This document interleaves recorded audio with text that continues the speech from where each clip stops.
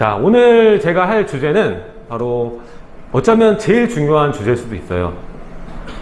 여러분들이 지금 자산을 혹시나 주택을 하나 이상 가지고 있다면은 이 고민을 할 수밖에 없습니다. 지금 사야 할 집 뭘까? 지금 내가 투자를 하려고 생각하는데 어디를 투자해야 될까? 똑같은 돈으로 할 수 있는 선택지가 2개, 3개라면 난 어디를 선택하는 것이 과연 10년 뒤에 나한테 부끄럽지 않을 것인가? 두 번째, 팔아야 할 집이에요. 자, 내가 지금 가지고 있는 집 중에, 주택 중에 10년 뒤에 봤을 때 제일 안 오르고 나한테 고통을 안겨줄 수 있는 부동산이 뭔가? 지금까지는 5년 동안 팔지 못할 상황이었어요. 중과 때문에. 근데 지금은 팔 수 있는 시기가 왔죠. 그리고 이미 한 사이클 돌아서 상급지도 많이 올랐지만 갭매우기를 통해서 수도권에 있는 외곽 지역, 심지어 지방에 있는 아파트까지 어느 정도 가격이 올라왔단 말이죠. 자, 이 상황에 계속 이 친구들이 쳐줄 것인가 아닌가 생각을 해보셔야 되는 때예요. 과연 이 부동산이 더 오를 것인가? 내가 가지고 있는 애가 못난인가 아닌가? 이게 굉장히 중요한 거죠. 자, 지금 상황은 그래서 이거를 분리해서 볼 게 아니라 하나로 합체해서 봐야 돼요. 지금 사야 할 집을, 팔아야 할 집을 팔아서 업그레이드해서 사야 되는 시기인 거예요. 이걸 따로 보시면 안 돼요. 물론 무주택자나 1주택자는 요거를 중심적으로 봐야겠지만 지금 주택이 2개 이상 있으신 분들은 팔아가지고 사야 할 집으로 빨리 바꿔야 되는 시기예요. 이게 좀 늦으면 엉켜요. 사야 할 집은 더 도망가거든요. 팔아야 할 집은 더 안 팔릴 거거든요. 이게 지금 당장 올 하반기 안에 여러분들 해야 될 숙제예요. 내년 상반기부터는 팔아야 할 집이 잘 안 나갈 수도 있어요. 네. 자, 그래서 오늘 거기에 대한 얘기를 할게요.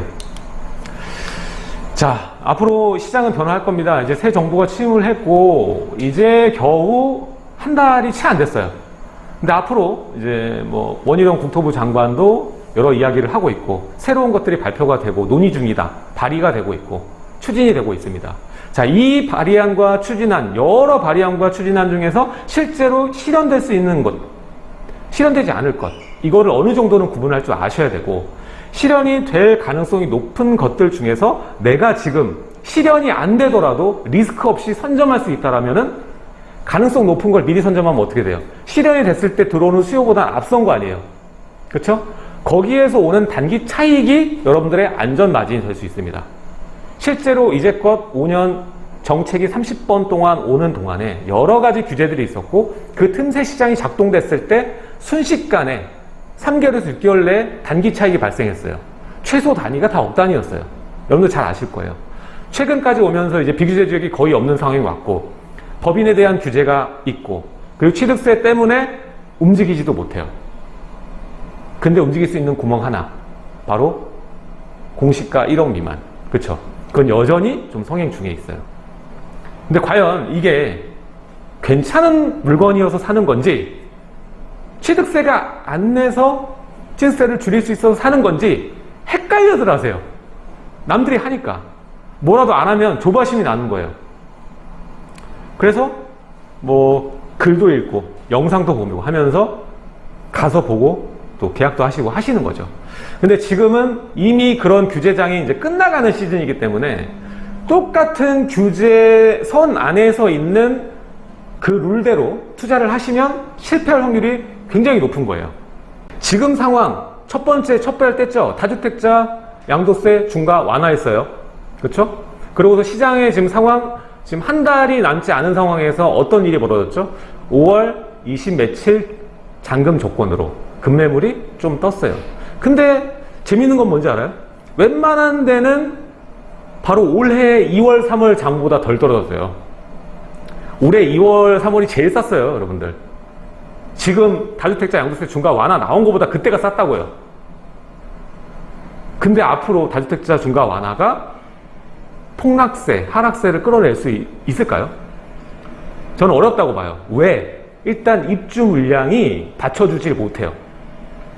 그리고 그동안에 다주택자들은 5년 동안 버텼기 때문에 5년 동안 집값이 많이 올랐어요.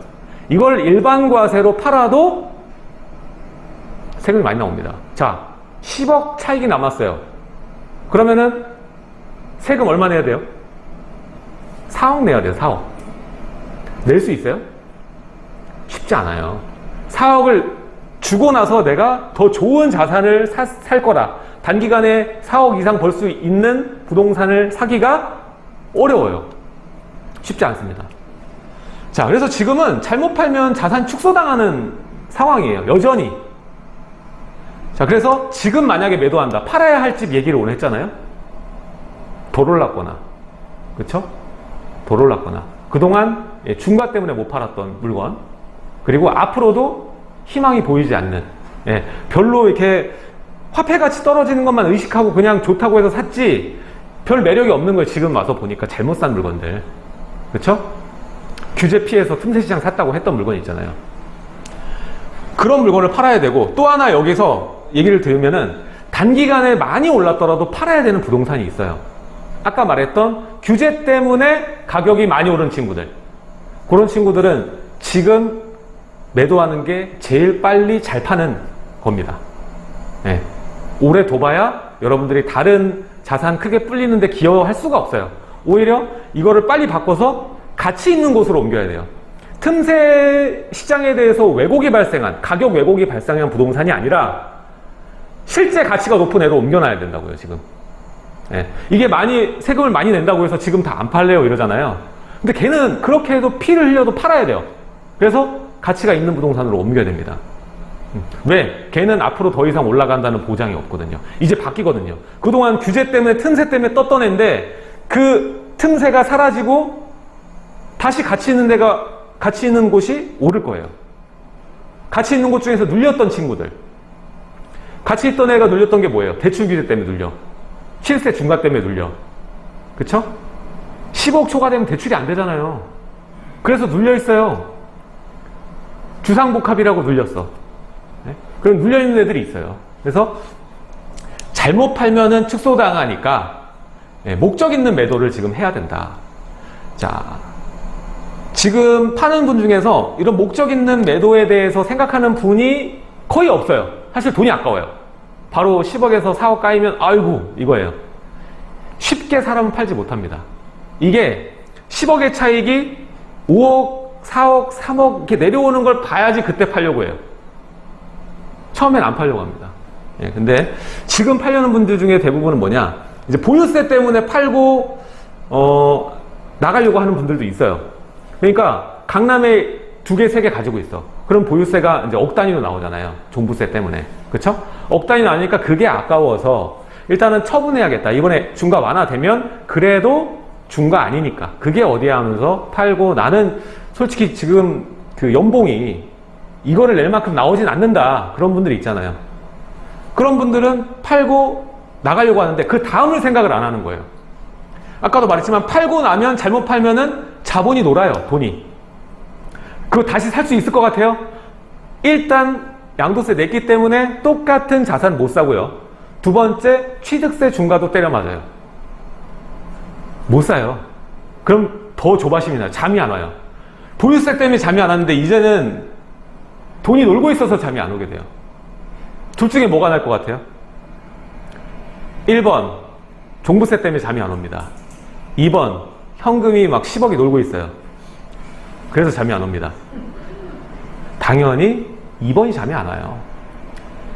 그걸 아셔야 돼요. 자, 그래서 요거는 사실 이제 과감할 필요가 있고 목적 있는 매도가 필요한데 어려울 수 있어요, 여러분들한테. 이 마음 먹기가 어디 쉬워요? 여러분들 주식 하시는 분 있을 텐데 손절하는 게 쉽습니까? 어려워요. 그거 10,000원도 손절하기 싫어요. 10,000원 딱 보잖아요? 아이, 10,000원이면 밥값인데 좀 기다렸다 팔아야지. 이래요. 사람 심리가 그렇습니다. 손해 안 보려고 그래. 주식 잘하는 사람들은 손절을 막 계산같이 하죠. 칼같이. 근데 그 과정 겪기 위해서 그 사람 10수년 동안 이제 피를 흘리고 깡통도 차보고 한 거예요. 근데 우리는 부동산 하잖아요. 사실 거래가 그렇게 많이 할까요? 일생 동안? 뭐 전화 뭐 많이 하겠지만 여러분들은 해봐야 뭐 10회에서 20회 정도. 그것도 많은 거야. 그렇죠? 그래서 쉽지 않아요. 그래서 전략이 만약에 없고 모르겠다 그러신 분들은 그냥 아예 안 파는 게 지금 상책입니다. 아예 안 팔고 냅두셔야 돼요. 근데 쉬운 것들 있잖아요. 정말 안 올랐고 내가 잘못 산 거. 그거는 팔아야죠. 쉽게 팔 수 있잖아요. 그거는 얼마 안 남았으니까. 근데 많이 남은 것들은 사실 어렵습니다. 어려워서 선택이 어렵다면 차라리 아예 안 파는 것이 상책이다. 이 얘기를 드리고 싶고요. 아까도 말씀드렸지만 팔면 지금 쉽게 못 삽니다. 뒤에 기다리는 게 취득세 중과하고 또 다시 사면 또 보유세가 괴롭힐 텐데 똑같은 거 아니에요? 뭐하러 하는 거예요? 바보의 그 메비우스 띠도 아니고 다람쥐 통해서 그런 거예요. 자, 지금의 우리가 변화의 전략을 맞춰야 되는 것 중은 이거예요. 이제 그동안은 정책이 규제였어요. 규제 정책으로 일변도로 갔단 말이에요. 거의 30차례 가깝게. 근데 이제 완화로 바뀌었어요. 선회했어요. 근데 선회하게 되면 어떤 일이 발생하느냐? 그동안 규제로 발생했던 가격 왜곡 현상이 서서히 해소가 될 겁니다. 네. 자, 일단 우리가 일반적으로 봤던 주택들을 봤을 때 15억이라는 캡을 씌워서 15억 초과에 있는 친구들이 사실 액수로 따지면 어이구 강남이 왜 이렇게 비싸 하지만 기존 3년의 데이터를 보면 제일 덜 올랐어요. 서초 강남이 퍼센티지가 낮아요. 다른 데보다. 네. 자, 그래서 이 규제 때문에 발생한 가격 왜곡이 해소가 될 겁니다. 이 규제가 어떤 규제였냐? 요거는 제가 얘기를 해드릴게요. 이 규제도 하나가 아니잖아요. 취득세, 보유세, 대출. 그것마다 다 팔아야 될 부동산과 사야 될 부동산을 나누게 만드는 변수들이에요. 중요한 건 뭐냐면, 그래, 완화로 되면은 규제로 발생한 가격 왜곡이 해소되면 원래 가격 맞춰서 우리가 회귀할 수 있느냐? 하락하고 조정이 나오면서 안정화가 될 수 있느냐? 글쎄요. 그건 또 아닌 게, 지금 공급이 없어요. 그리고 지금 여러분들 기사를 통해서 아시겠지만은 올해 계획된 서울의 분양 물량이에요. 분양 물량 중 10%도 분양을 안 했어요. 지금 거의 절반이 왔는데. 그리고 뭐 하고 있어요? 철거하고 있잖아요. 철거가 아니라 철수. 인플레이션. 그렇죠? 자재값이 올라가지고 안 돼요. 그리고 더 문제가 뭔지 알아요? 여러분 재개발 물건 갖고 있는 분들 있어요? 나 재개발 물건 갖고 있다. 지금 진행이 어느 정도 됐는지 모르겠지만은 조합원 분양가가 달라질 거예요. 여러분 생각하는 가격이 아니에요. 이제 더 올라가요. 그럼 어떻게 돼? 조합원 분양가가 올라가면 그 안에서 조합원 수가 한 명이에요? 여러 명이잖아요. 옥신각신 싸웁니다. 지연돼요. 공급 하나가 수가 틀리니까 차례차례 다 넘어가는 거예요. 조합원 분양가가 올라갈 수밖에 없고 조합원 분양가가 올라가면 결국 싸움이 일어나고 지연되고 오래 걸리게 되는 거예요. 결국 공급 사이클은 더 뭉개질 수밖에 없는 겁니다. 자, 앞으로의 현실이에요. 그래서 공급 부재는 해결할 수 있는 방법이 없어요, 지금. 네. 그래서 여기에 대한 가격 왜곡은 해소가 불가능하다. 네. 원래 가격으로 돌아가기는 어렵다 이 얘기를 하는 거예요. 다만 가격 왜곡. 예를 들어 우리가 오피스텔을 좋아했습니까? 5년 전만 해서 봤을 때? 오피스텔 좋아했어요? 안 좋아했잖아요. 근데 지금 오피스텔 가격이 아파트 값과 별 차이가 안 나. 왜? 대출이 나오니까. 왜? 취득세가 단일세율이니까. 자, 이런 것들이 해소가 된다라는 거예요. 실제로 지금 오피스텔 중에서 가격이 떨어지는 애들이 꽤 많이 보입니다. 기존의 가격보다. 네. 그래서 제가 저번 시간에 역순환장이라고 해서 규제가 벌어진 마지막 부동산부터 팔아야 되는 부동산이라고 얘기를 드렸어요. 마지막 부동산이 제일 먼저 영향을 받을 거다. 조정에. 제일 마지막에 샀기 때문에 투자 가치는 떨어지고, 그렇죠? 마지막에 샀기 때문에 또 수요자들이 좋아하지 않고, 예. 그리고 팔아야 되는 부동산에 속할 것이다. 이 얘기를 했었어요. 그래서 역순으로 봐야 된다. 라고 얘기를 드렸습니다. 결국 기다리면은 우리가 생각하는 중급, 상급지도 조정이 오긴 할 텐데 그 전에 얘네들은 작살이 나 있을 거라고 얘기를 했었어요. 어쨌든 우리가 이제 주목해야 되는 거는 이 변화는 규제 완화예요. 그래서 규제로 발생한 가격 왜곡점이 어딘가. 그럼 여기에서 기회가 발생할 수도 있겠죠. 돈이 없는 분. 나는 꼭 여기 살고 싶은데 돈이 없어. 그러면은 어디가 많이 떨어질지 봐야 되잖아요. 많이 떨어지는 데를 잘 사는 것도 투자 잘하는 거예요. 그렇죠? 싸게 사는 거예요. 결국엔 투자라는 건 선점만 싸게 사는 게 아니에요. 그냥 조정받을 걸 알고 입주장을 기다렸다 사던가 뭐 이런 것들 있죠. 이런 것들도 투자입니다. 자, 첫 번째, 이제 완화가 되면 어떻게 생각해야 되는지 보는 거예요. 첫 번째 완화, 취득세입니다. 자, 취득세 중과가 만약에 완화되면 어떻게 될까요? 막으니까 다른 지역으로 어떻게? 비규제 지역 아파트가 오르고요. 그 다음에 공시가 1억 미만 아파트가 오르고요. 그리고 구축 오피스텔. 구축 오피스텔도 많이 올랐어요. 뭐 취득세 중과를 하니까 대출을 막아놓으니까는 얘가 오르는 거예요. 구축 오피스텔. 그럼 얘는 사야 될 부동산인가요? 팔아야 될 부동산인가요? 규제 때문에는 단기 급등한 거잖아요. 그럼 완화가 되면 얘는 약세를 겪을 수밖에 없는 거잖아요. 그렇죠? 그럼 지금 높은 가격에 팔아주는 것이 더 낫다라는 거예요. 앞으로 더 추가로 올라갈 수 있는 부동산이 아니라는 거예요. 제일 높을 때 팔아야지 얘를 두고 하는 얘기예요. 자, 공시가 1억 미만 마찬가지입니다. 취득세가 중과되니까는 피해가지고 공시가 1억 미만. 지금은 아무 의미도 없는데 주변에 아파트도 없고 막 거의 뭐 산골짜기인데도 공시가 1억 미만 아파트래. 그럼 사요. 모멘텀이 없어요. 왜 사는지도 모르겠어, 저는 사실. 근데 이렇게 얘기해요. 어차피 전세가가 1억이야. 이거 1억 1000밖에 안 해. 1000만 원이야, 1000만 원. 오르지 않겠어? 이렇게 얘기해요. 물론 오를 수 있죠. 근데 투자자가 이런 식으로 투자하는 게 맞을까요? 모멘텀도 없이? 그냥 전세가랑 같다고? 그건 아니잖아요. 그렇죠? 그래서 얘가 물론 오를 수도 있겠지만 그게 지금까지는 단기적으로 공시가 1억 미만을 찾았으니까 수요자들이 온 거지 원래는 없었기 때문에 전세가랑 매매가랑 붙어있던 친구들이에요. 그럼 앞으로 규제가 완화되면 여기를 사람들이 쳐다볼까요? 취득세 중과 완화되면 여러분들 공시가 1억 미만 살래요? 안 사요. 안 사요. 지금 팔 때라는 얘기예요. 자, 그리고 아까 비규제 지역 말했죠. 지금 비규제 하다 못하니까는 저기 지방까지 가는 거예요. 근데 취득세 중과 완화되면은 물론 다른 세금과 연결이 되죠. 양도세나 일시적 2주택이나 뭐 이런 것들이 연동되기 때문에 다른 것들보다는 뭐 팔 이유가 적긴 하겠지만 얘도 취득세 중과 때문에 덕택을 본 것이 크다. 네. 그래서 취득세 중과 때문에 풍선 효과를 거둔 물건은 지금 팔 때라는 거예요. 반대로 취득세 완화할 때 어떻게 되느냐? 그동안 틈새, 취득세 중과를 피하려고 했던 그 부동산들이 피해서 내가 부동산을 사고 사람들이 모이니까 거기에서 취득세 중과를 피하는 프리미엄이 붙은 거예요. 거기에 대한 가격이 없어지는 거예요. 그 가치가 없어진다고요. 완화되면. 그러면 원래된 내재 가치, 원래 부동산이 갖고 있는 본연의 내재 가치를 중심으로 시장이 재편되는 겁니다. 그렇죠? 그렇게 되면 틈새가 아니라 가치로 바뀌는 거예요. 가치에 맞춰서 가격이 돌아가게 됩니다. 자본이 회귀하는 거예요. 두 번째, 대출입니다. 자, 대출 규제가 완화되면 어떻게 될까요? 강세? 당연한 거예요. 이건 10억 초과 주택들이 날개를 달게 될 겁니다. 지금 당장 15억 초과 아파트 대출되면 여러분들 어떻게 하고 싶어요?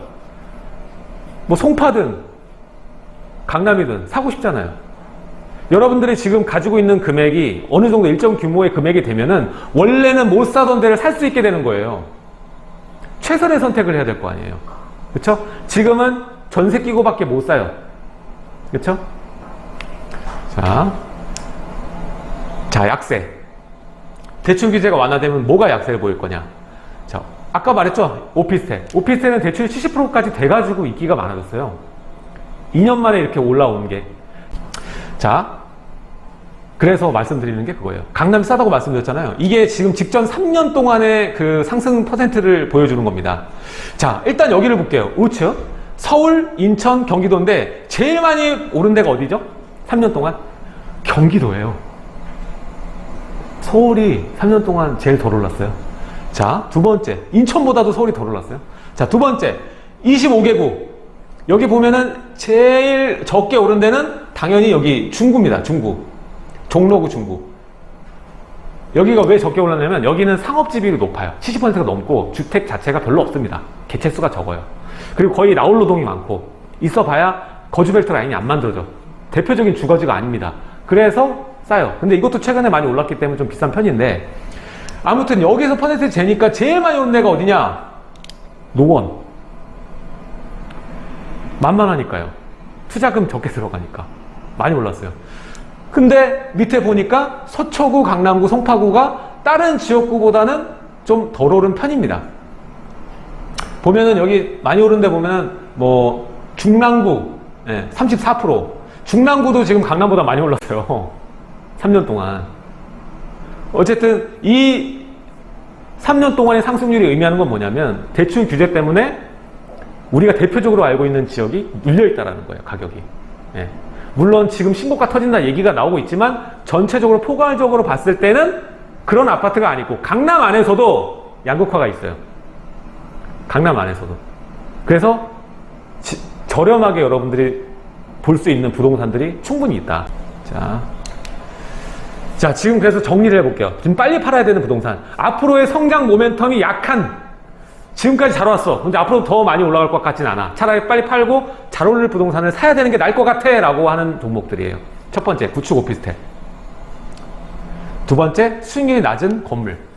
뭐 2% 밖에 안 되고, 좀, 여러분들이 샀는데 좀 비싸게 이제 가격이 좀 오른 건물들. 세 번째, 비규제 지역 물건들. 이제 규제 지역과 비규제 지역의 그 경계가 허물어질 거예요. 조정이 나오면서. 그리고 네 번째, 공시가격 1억 미만.